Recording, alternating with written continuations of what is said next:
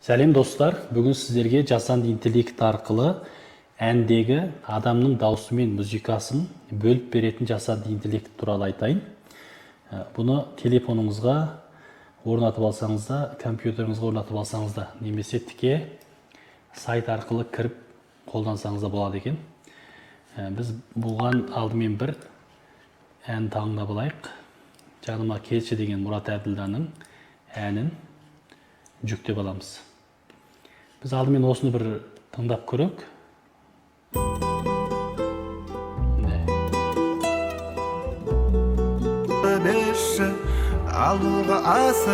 Енді осы жүктеп алған әнімізді мына жерден Select File деп Downloads-тың ішінен таңдап, міне жаныма келші деген осыны жүктеп шығарамыз.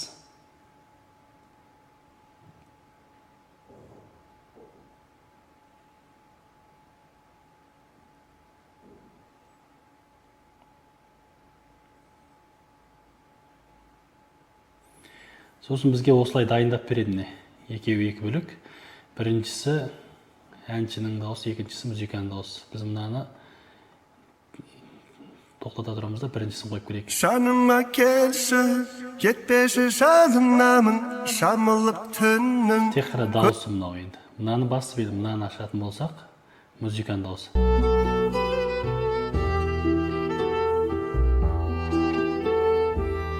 Екеуін ашсақ, міне. Мойныңа тағынамын, бұт болып кетсең, нөсер болып төгілемін.